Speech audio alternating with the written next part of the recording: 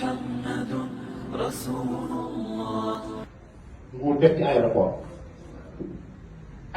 boobu nguur gi def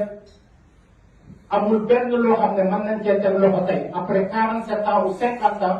ne lii aéroport boobu ngay fa defar ñett dëkk yi Ngor waa Yoff wala Ouakam ñaata milliards ñoo fi jaar waaye utilité publique la nit ñi noppi bu ñu demee nag ba nga xam ne loo xam ne dañ ne woon réew mi moo koy jëriñoo pour réew mi la ñu dem ba loolu réew mi jël ko toxal ko yóbbu ko feneen waaye bu fekkee ne suuf soose dañ cee war a wax dara wala ñu di ci def dara ñi nga xam ne ñoo leen joxoon suuf soosu dañoo war a taxaw ñu woo leen boole leen ci waxtaan wi xool nan la ñuy lijjantee ak ñoom pour ñoom itamit ñu xamal leen ne yéen ñi kat lii yéen a ñu ko joxoon yéen a ko moomoon waaye jamono soppeeku na lan moo ciy seen xalaat ak lan moo ciy seen bëgg-bëgg ñu toog ba ci yàgg ñu ne non am na parc buñ fay def waaye Yoff Ngor Ouakam kenn woowu leen ñu toog ba ci yàgg ñu ne am na ay cités ñuy def foofu ñooñu tey bu fekkee ne suuf si seetaan nañ bañ séddoo suuf si ba suuf si jeex bu boobaa da nga gis koo xam ne gaalam day ser fii guddi gi mu jël kalandoo boo xam daf ko yóbbu Dingiraay wala Kër Masaan loolu mën na am te kenn du ko nangu liñ fi dajale tey mooy dañoo bëgg a wax nguur gi ak ñi ànd ak nguur gi di comprendre duñ ko nangu bu ngeen waxul duñ ko nangu danañ ko jël te dootu leen ci man dara li ñu fi indi tey mooy duñu ko nangu li Macky Sall bëgg a def ci suufu aéroport bi duñ ko nangu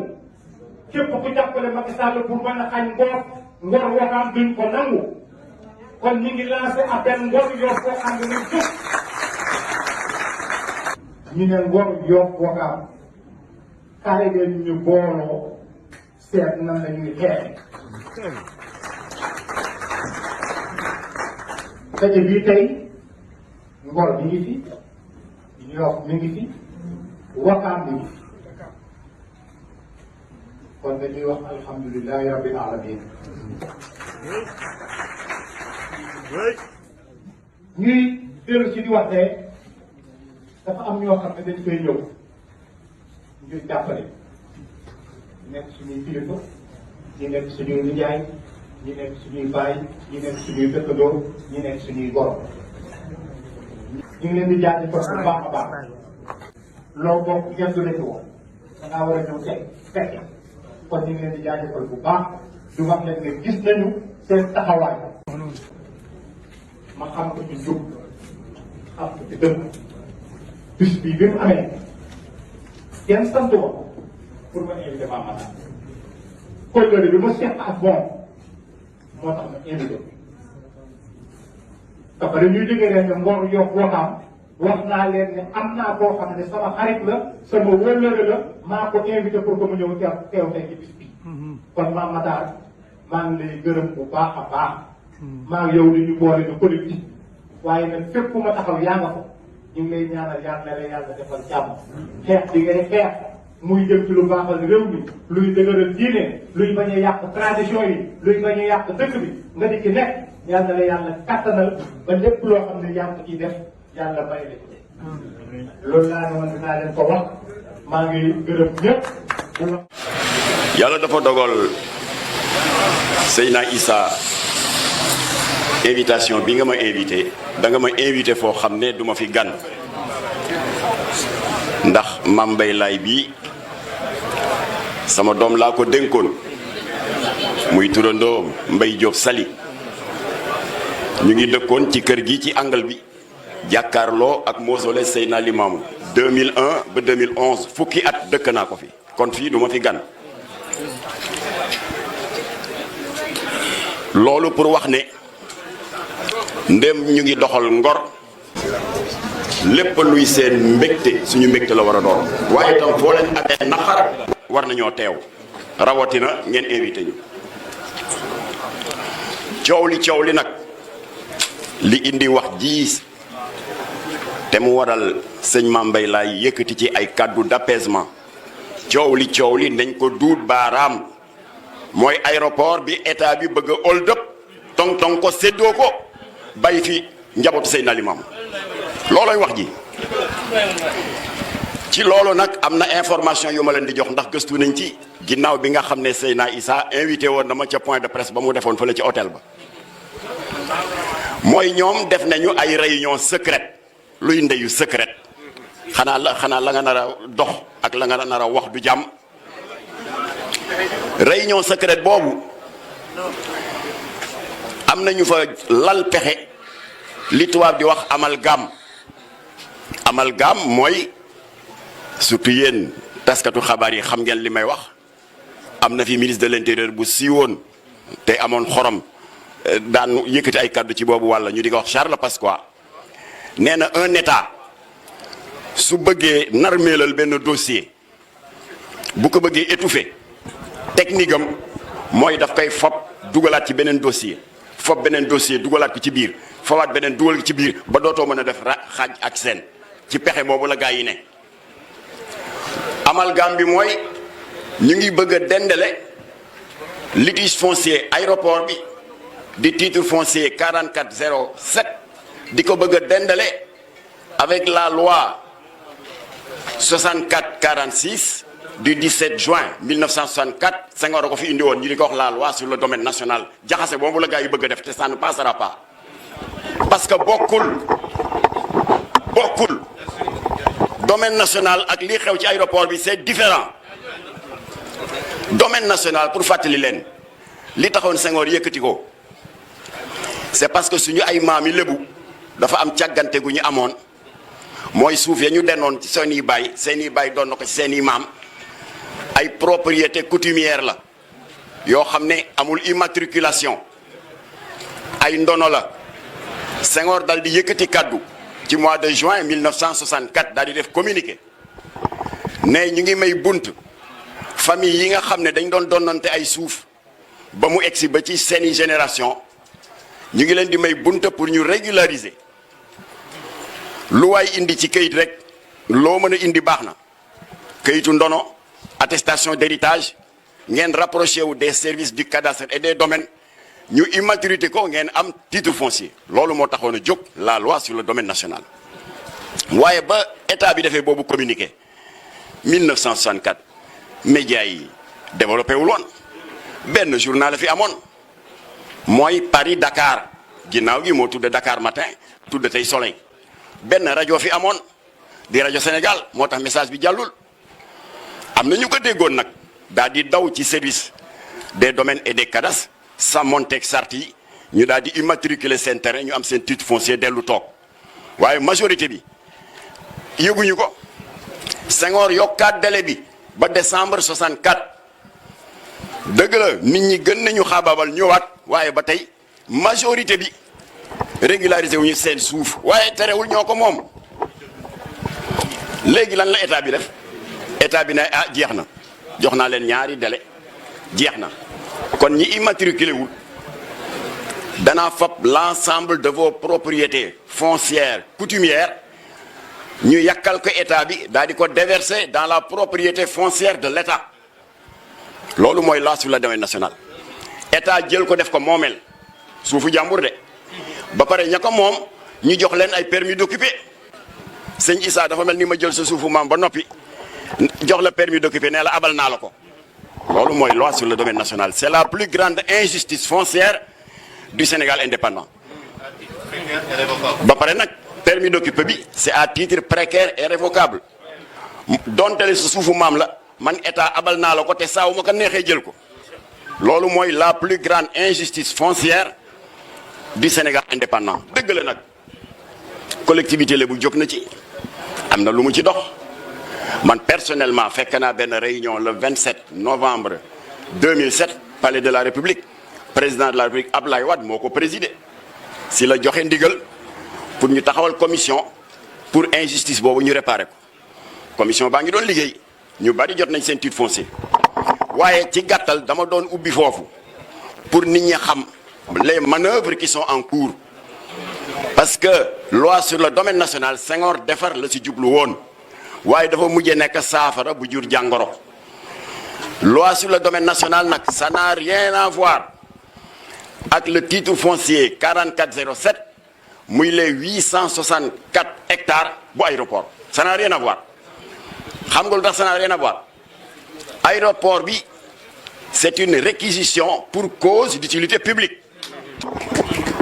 Réquisition mooy lan affaire train express régional bi yéen a ngi dégg coow li fu raay bi war a jaar rek war a dugg ci toolu jàmbur wala këru jàmbur te loolu yoon moo may état boobu sañ-sañ mu gis boroomi kër yi boroomi tool yi ne man état dama ko soxla état am na ci droit waaye bu fekkee soxla ba nga ko soxla bu permanent la da nga koy jox ndàmpaay wala nga utal ko feneen lu tollu li mu amoon kooku réquisition pour cause d'utilité publique mu nekk une réquisition permanente. Ce n'est pas le cas de l'aéroport parce que aéroport bi France bi ñuy yilifoon moo ne ñu ngi jëm ci guerre mondiale bu 39-45 dal di ñëw fii en 1934 ne les forces alliées yi war a jàkkaarloog Hitler dañuy soxla ci benn pays côtier boo xam ne mu ngi nekk sur le littoral atlantique benn tête de pont pour def fa aérodrome militaire avion yi mën di ñëw fii di jël ravitaillement carburant ba noppi itam léeg-léeg ñu war leen a réparer waaye ba français yi ñëwee fii dal di wax seen bëgg-bëgg ci place bii di aéroport lan la leen autorité coloniale yi tontu dañ leen ne attention suuf si dafa am borom mais comme que tubaab dafa bëgg sàmmonteeg yoon mu ne ñan ñooy borom le gouverneur ne ko lébu yi ñoo ko moom ci la autorité coloniale militaire bi dem toog ak magi lébu yi fi nekkoon dal di xaatim ak ñoom kayit gu ñuy wax réquisition pour cause d'utilité publique daal di ne dañu bëgg ngeen abal ñu ko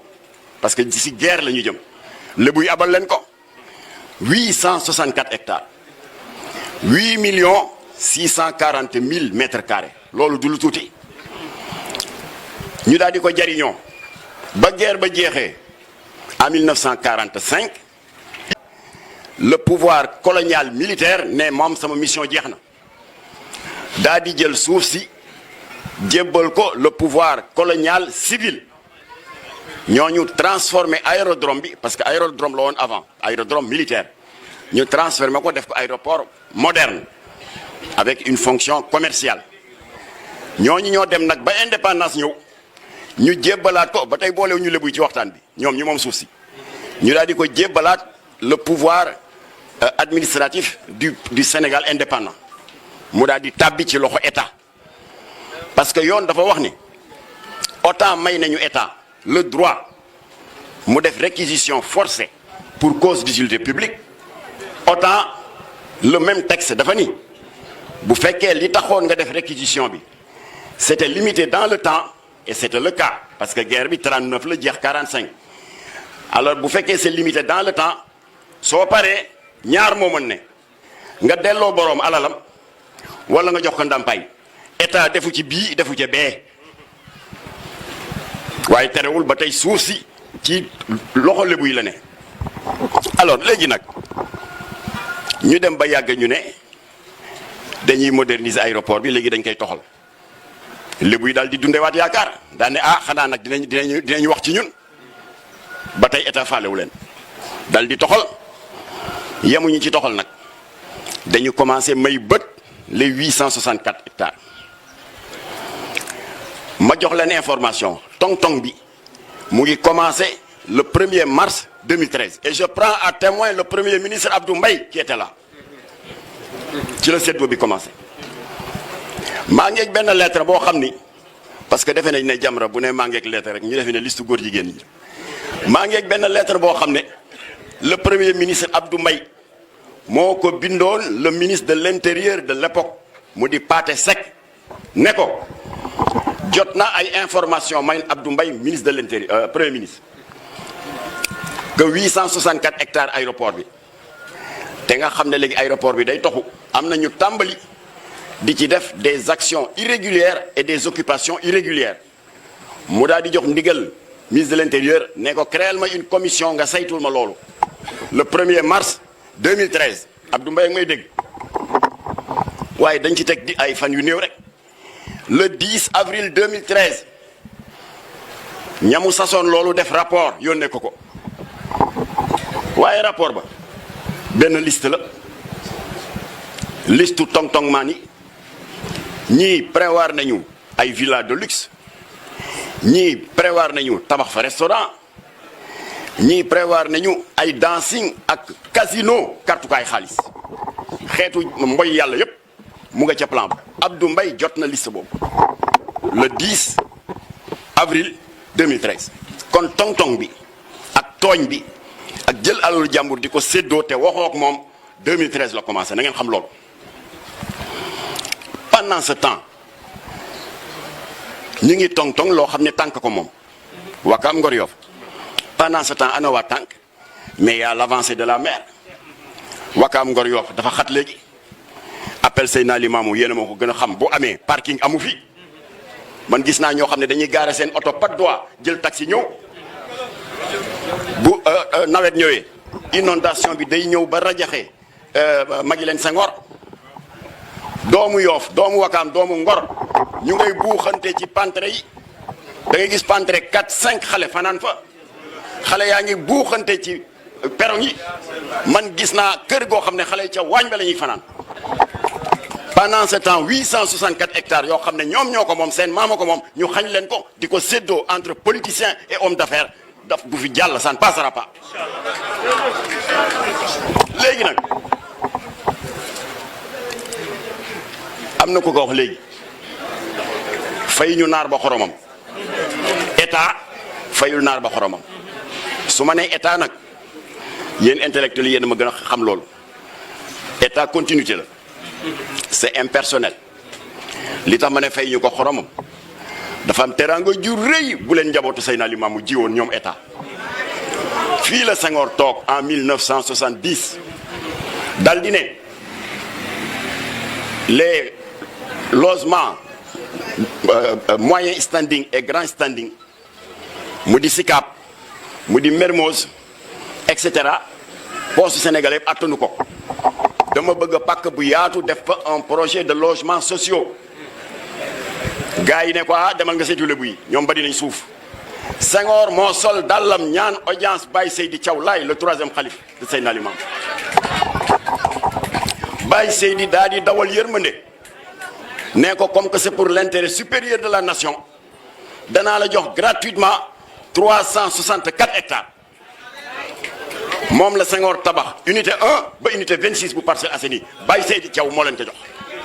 amuñu dara luñ ko fayee lu dul njabootam di fanaan ci ay waañ di fanaan ci ay pantre ak di fanaan ci perron loolu c'est de la trahison ñàkk ngor la bu ko defee nag léegi dañu nekk ci wutum solution la ñu ne parce que solution war naa mën a ne solution bi moo di benn rek laa ci cité solution bi moo di la caisse de dépôt et de consignation caisse de dépôt et de consignation xam nga bokk na ci tong-tong bi moom état jaay na ko 50 hectares état encaissé na ci 60 milliards yaa xay état 60 milliards war na koo mën a muñ jox ko Lebu yi benn solution ngoog na état annulé contrat caisse de dépôt et de consignation 50 hectares yi mën na ko alors état war naa mën a muñ loolu am na yeneen poche de récupération des terres yoo xam ne pour lim ko fii dafa waaye ñun ñu ngi ak plan bi yëpp alors benn solution ngoog ndax nu mu mënti demee solution bi moo gën bi gars yi doon yëkkati ci rencontre secrète bi ma lay wax mais dañuy jël 1000 hectares jox ko 1000 parcelles jox ko par collectif waaye fi nga xamee ni ñoom seen feebar mooy ñàkk di waxtaan ak ñi ñi seqal problème mooy dañu ko wax rek collectivité séeréer bu jas dal di jóg ne du ci dal parce que du ñu nangu état am un contentieux avec la collectivité lébu amul leneen lu muy def lu dul ñun communauté séeréer mu di foqati suñu propriété foncière di ko jox lébu yi c'est inacceptable loolu ci wu ne la ndax xam nga lu tax bu lébu yi taxu woon jël 1000 parcelles yi mais mari d'Italie dootuñu jubóog séeréer yi kon état mu ngi ñuy mettre en mal ak suñu mbokk séeréer yi loolu du solution on rejette cette solution là 10 000 mètres de parcelle sax bëgguñu li ñu bëgg mooy li suñu maam yi moom mooy le titre foncier 4407 bi nekk fii te suñu maam yi abaloon ko le pouvoir colonial sur la base d'une réquisition pour cause d'utilité publique qui était limitée dans le temps ba mooy guerre ba jeex na delloo leen di suñu suufu maam alors kon nag maa ngi tëj nag par une proposition sëriñ bi li ma la bëgg a proposer il faut rapidement nga créer benn comité de pilotage bu yem rek une dizaine de personnes ngeen saisir officiellement le président de la République te bu leen nangu benn intermédiaire mooy yooyu daam mooy di wax layam yi bu leen nangu kenn ku ñëw di layam yi seen diggante ak président vous n'avez qu'un seul et unique interlocuteur c'est le président Macky Sall parce que c'est lui le principal responsable pour ça nag li ma leen di ñaan te defe naa Serigne Mame Mbaye junj na ko sànq mooy opinion nationale bi yëpp sont de tout cœur avec vous parce que ñëpp a xam nañ ne vous êtes victime d'injustice kon li ma leen di ñaan waa Jamra di leen ko ñaan parce que Jamra waxtaan naa ci ak ñoom avant may ñëw li leen di ñaan fexe leen ba bu leen toññar bi toññar bi mooy ñu tooñ la nga def une réaction tellement disproportionnée ñu mujjee fab toor di jox la ko te fekk yàlla ci dëgg c'est important maa ngi sant yàlla bi nga xam ne depuis le début lépp yéen a ngi koy dox ci discipline donte le am ngeen na xëy xor mais loolu suñu borom moo ko santaane ndax moo wax yonent yàlla Moussa ne ko booba Firawna ñëpp a xam nañ ne noonu yàlla la tooñkat la jàpp askanu ban Israël yëpp def leen ay jaam de génération à génération ñuy travailler sans salaire travaux forcés ba pyramide yëpp ñoo ko tabax ba seen nattu jeexee ñu war leen a libéré suñu borom moo doon yónni yonent yàlla Moussa waaye lan la ko wax Seydina Moussa mu ne ko la bay mu ne ko maa ngi lay yónni ci kàccoor bu mag a mag di Firawna mu ne ko wax dëgg la kay mu ne waaye nag boo demee da nga wax ak moom ci teggin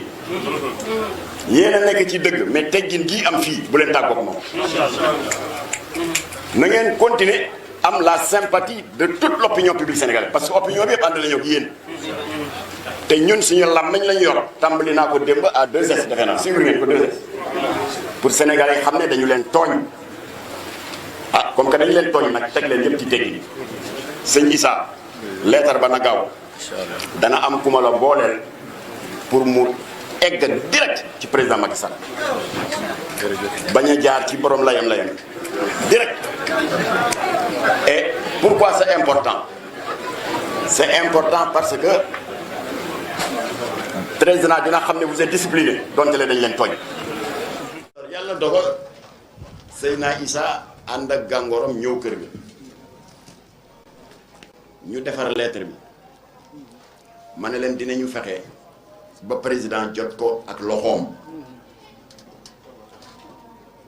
te du jaar ci courrier administratif ordinaire ndax bu fa jaaree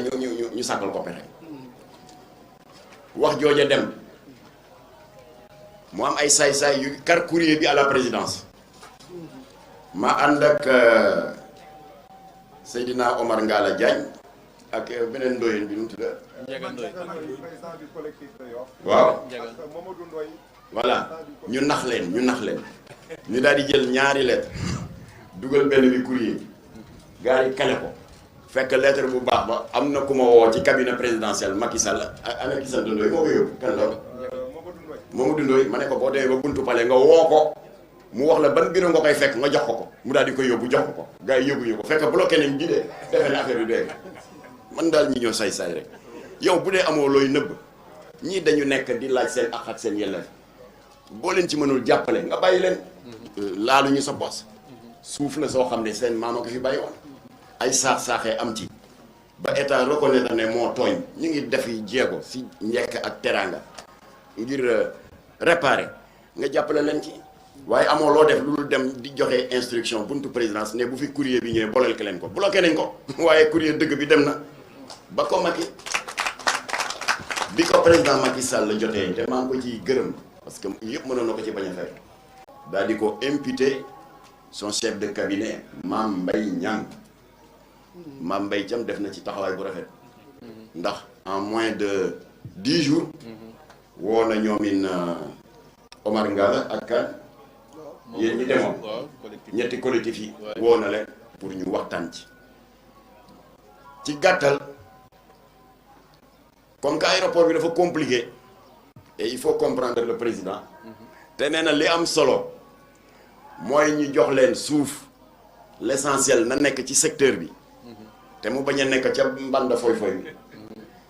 président daal di xàppati 175 hectares jox leen 175 hectares bu leen di xeeb de ça fait 1 750 000 mètres carrés xam nga loolu mooy lan genn wàllu Parcelles Assainies parce que Parcelles Assainies 364 hectares moom la président joxe en attendant parce que état amel na leen lu ëpp loolu léegi nag ci la Macky Sall joxe ndigal ne 75 hectares yi 175 hectares yi accord de principe la comme que ñetti collectif la Wakaam Ngor Yoff te ñun état bugguñoo def coup de force pour def répartition bi suñu bopp kon ñun ñu ngi leen di demander ñun état ngeen delluwaat ci 3 villages traditionnels ngeen waxtaan ba d'accord sur clé de répartition yi après vous nous revenez su boobaa Macky Sall ci lay am sañ-sañ daal di def décret ñu daal di imputer ko cadastre ak domaine ñu génn seen titre foncier jox leen kon loolu ngeen jëlee foofu mais malheureusement voilà malheureusement juillet ba léegi ça fait 8 mois ngeen baal ma yéen a ngi nekk ci ay werante vous avez perdu 8 mois état bu la defee joxe benn accord gaawal gaaw nga jëfandikoo lu ko may xef xippi rek ñu ne Sénégal gagné na Coupe d'Afrique Lions yi war nañ leen jox terrain xam nga lu ne xaj na ci du dëgg ngeen ne jox nañ leen terrain du dëgg ngeen ne coow am na seen yéexaay moo ko waral waaye vérifié nañ ko kenn laalul seen place boobu la Lions yi leneen lañ leen jox waaye ba tey état mën na ca xàppati moo tax ma ne ngeen gaaw état bu la ne maa la may lii dawal gaaw nga jël ko waaye bul ko ne bàyyi bu suba danaa fa jaar boo fa jaaree fekk xàppati na moitié bi jox ko keneen parce que ñi soxla état moo bari voilà yàlla def na 8 mois après xel yi dellu si na moo tax lii ngeen di def pour que village traditionnel bu ne def journée de sensibilisation forumam loolu rafet na parce que loolu la président wax yàlla dogal na Ngor def na bosam bërka démb ajjuma Yoof def nañ seen bos démb tey Wakaam ñoo def seen bos na ngeen sante yàlla loolu parce que état dafay am jafe-jafe bu fekkee ñi mu bëgg réparer seen injustice jubóowuñu dafay ragal régler cas bi ñëlee coow moo tax dafa ne waxtaan leen seen biir ba ngeen jubóo et l'état a raison léegi waxtaan ngeen jubóo ngeen parce que gis naa ne tey tuuru Wakaam la mais gis naa fi waa Yoff waa Wakaam a ngi fi loolu rafet na na ngeen maintenir unité boobu ah waa Ngor tam a ngi fi unité boobu ak bennoo boobu bu leen nangu kenn jële leen ci bu leen nangu benn cat dugg ci ndax waxoon naa ko Seydina Issa daaw dama ko ne ku bokk ci nguur gi ak ku mu mën a doon bu leen naree recevoir séparément lank leen parce que boo leen sàgganee ba ñu ne bon tey dañuy recevoir Wakaam ñu ne jeudi prochain ñu recevoir Ngor jeudi prochain ñu recevoir perte ngeen parce que ils vont vous dresser les uns contre les autres moo tax nii ngeen def moo baax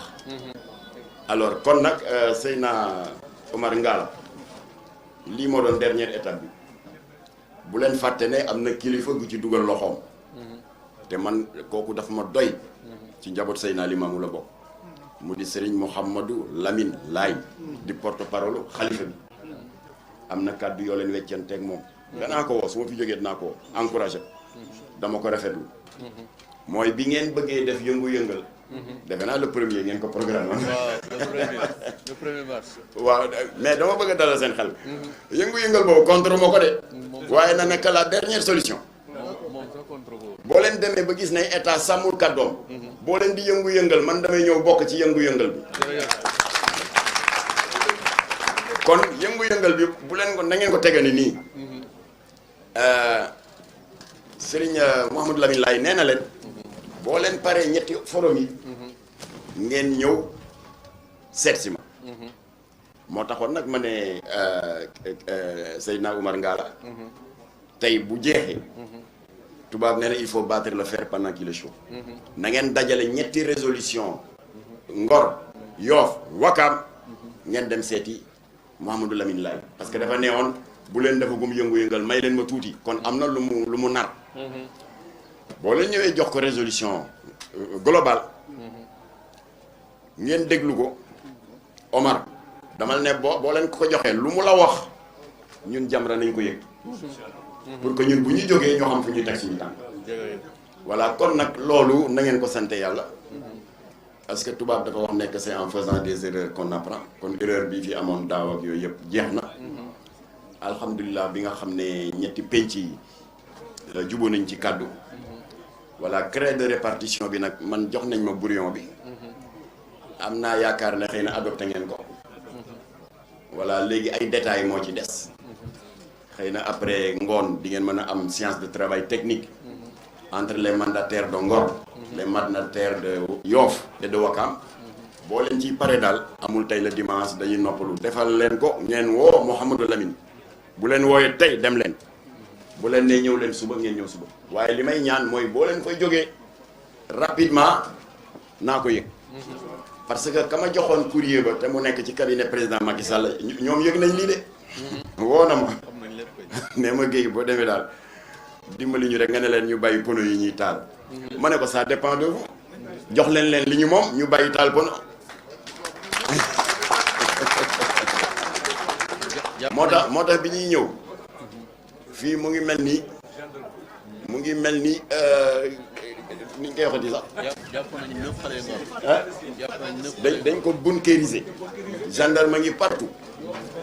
ma ne leen ñii du ñu ay yàqkat du ñu ay tooñkat. ku leen tooñ la ñu bañ. jàpp nañu 9 xale yu ngor. ndax dama am suma benn xaritu njaago ma ne ko man xam nga dama fonk njaago yi. ñoo lébu yi ñoo bokk jikko. du ñu tooñ de. waaye boo leen tooñee di nga ci bëgg a génn mu teel a. ñaata lañ jàpp. 9 xale yu ngor. bàyyi nañ leen. bàyyeeguñu leen. waaw après da nga may jox seen tur. d'accord dégg nga Seydina Omar. nga jox ma tur yëpp. ñu waxtaanee ko. parce que dëkk bi amul luñ fi mënuloo waxtaanee. voilà li président bëgg def ngeen ko. dafa ne waxtaan leen ngeen xam noo leen di séddale 175 hectares yi yéen a ngi waxtaan. waaw boo amee ñu déconné bon c'est des éléments incontrôlables.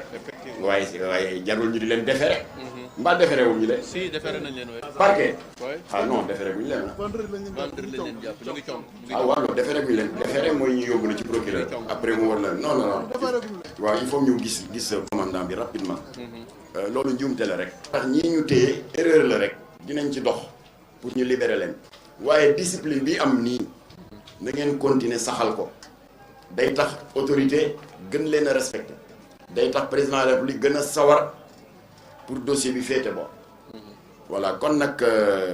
loolu daal moo doon kàddu yi ndax moom la waa collectif bi sàkk woon ci man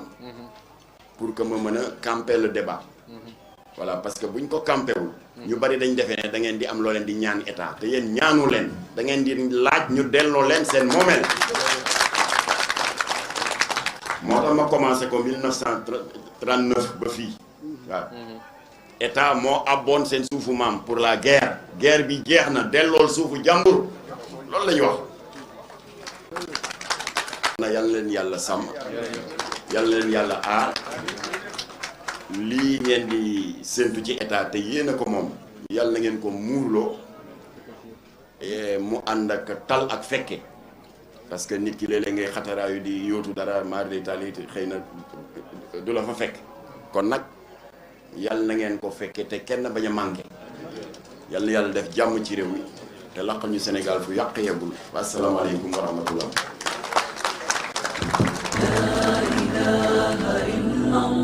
الله محمد